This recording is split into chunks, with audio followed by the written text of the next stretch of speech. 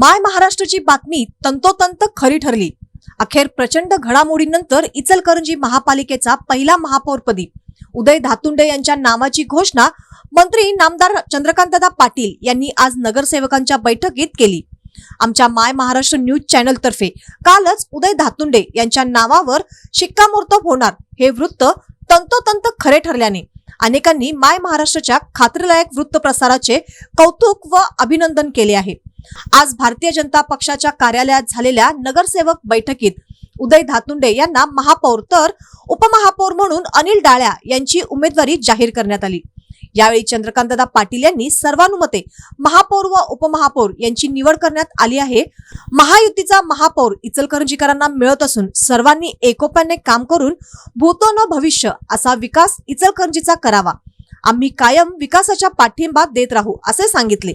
तसेच यावेळी दिवंगत नेते अजितदादा पवार यांना श्रद्धांजली वाहण्यासाठी सर्वांनी एकमताने संपूर्ण महाराष्ट्रात महापौर व उपमहापौर पदाची निवडणूक बिनविरोध करावी असे आवाहन विरोधी पक्षांना केले।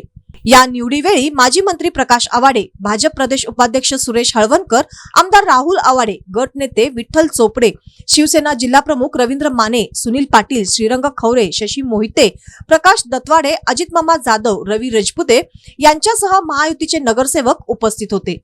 यानंतर उदय धातुंडे व अनिल डाळ्या यांचा अर्ज मोठ्या उत्साहात दाखल करण्यात आला।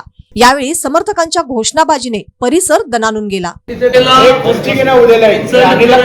महानगरपालिका जी स्थापित झाल्यानंतरची पहिली महानगरपालिकेचं सभागृह फॉर्म झालं, त्याचा महापौर उपमहापौराची निवडणूक आहे।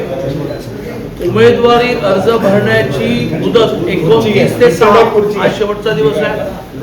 आज संध्याकाळी 5 वाजेपर्यंत महापौर उपमहापौर अर्ज भरल्यानंतर 9 तारखेला सभेच्या सुरुवातीला जर कोणाला मागे घ्यायचं असेल तर मागे घ्यायला परवानगी असते आणि मग निवडणूक प्रक्रिया सुरू होते।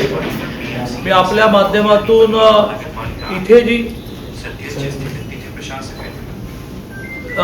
मी तुमच्या माध्यमातून विरोधकांना आवाहन करतो, अगदी स्पेसिफिक बाय नेम आवाहन करतो, त्यांचे प्रमुख मदन कारंडेंना आवाहन करतो। आणि तुम्ही म्हणाल की तुमचे मित्र आहेत, तुम्ही बाहेर पडल्यानंतर फोनही करतो, ते घरी या म्हटलं तर घरी पण जातो। पण स्वर्गीय अजितदादा जाण्याच्या पार्श्वभूमीवर सगळ्याच ठिकाणी निवडणुका बिनविरोध होत आहेत। पिंपरीचा महापौर निवडणूक आज आहे, पण फॉर्म भरतानाच विरोधकांनी न भरल्यामुळे तिथला महापौर बिनविरोध झाला। सांगलीचा महापौराची निवडणूक 10ला आहे, पण उमेदवारी अर्ज भरण्याच्या दिवशीच कोणी भरले नाही, त्यामुळे बीजेपीचा धीरज सूर्यवंशी महापौर म्हणून बिनविरोध घोषित झाला। कोल्हापूरला मी सतेज पाटील उर्फ बंटी पाटील यांना सारखं आवाहन करतो आहे की तुम्ही ते प्रभारी पण आहेत पुण्याचे, पुणे आणि कोल्हापूरला बिनविरोध करा। तसं मी ते मदन कारंडेंनाही तुमच्या माध्यमातून आवाहन करेन की निवडणूक बिनविरोध व्हावी। विकास कामामध्ये सगळे एकत्र काम करू, विकास कामांमध्ये थोडं झुकत मापी घेऊ। आमची पद्धत अशी आहे की आमच्याकडे आम्ही कोर कमिटी म्हणून नावं सुचवतो। शिवसेनेचे रवीजी पण बरोबर आहेत।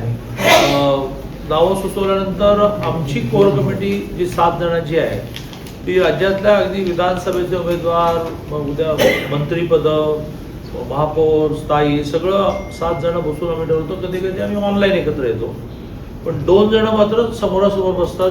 देवेंद्रजी राज्याचे माननीय मुख्यमंत्री महोदय आणि रवीजी चव्हाण जे राज्याचे अध्यक्ष आहेत।